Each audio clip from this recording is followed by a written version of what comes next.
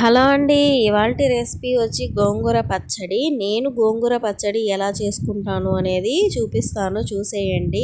Process అనేది starting నుంచి లేదు, అంటే వీడియో ఆన్ చేశాను అనుకున్నాను కానీ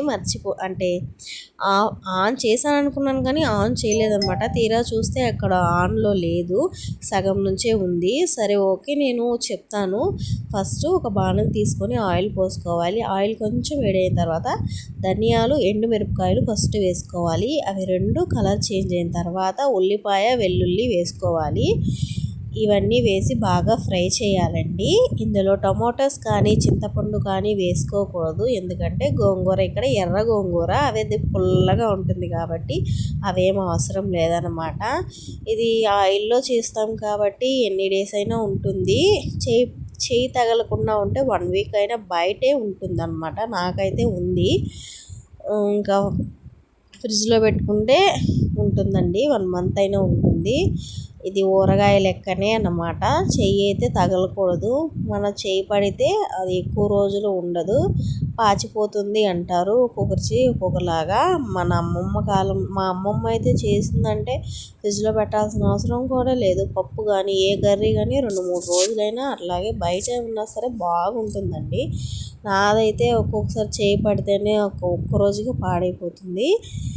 ఇవన్నీ ఫ్రై అయిన తర్వాత పక్కన తీసి పెట్టుకొని ఇప్పుడు అందులోనే గోంగూర వేసుకోవాలి. గోంగూర బాగా ఫ్రై అయిన తర్వాత అంటే దగ్గరగా వచ్చేస్తుంది, అప్పుడు అన్నిటినీ మిక్సీలో వేసి మిక్సీ పట్టుకోవడమే. మిక్సీ పట్టుకునేది కూడా వీడియో తీసాను అనుకున్నాను కానీ లాస్ట్గా చూస్తే అది కూడా వీడియోలో లేదండి. ఇది చాలా సింపుల్ అనమాట, చాలా టేస్ట్గా కూడా ఉంటుంది. కావాలంటే లాస్ట్లో పోపు వేసుకుని, అంటే ఆయిల్ పోసుకొని కొంచెం శనగపప్పు అండ్ వెల్లుల్లి దంచి వేసుకొని కరివేపాకు ఇలా కలరింగ్ కోసం వేసుకుంటే గార్నిష్ కోసం బాగుంటుందన్నమాట. ఈ ఆకుకూర మా చెల్లి ఇచ్చి పంపించింది.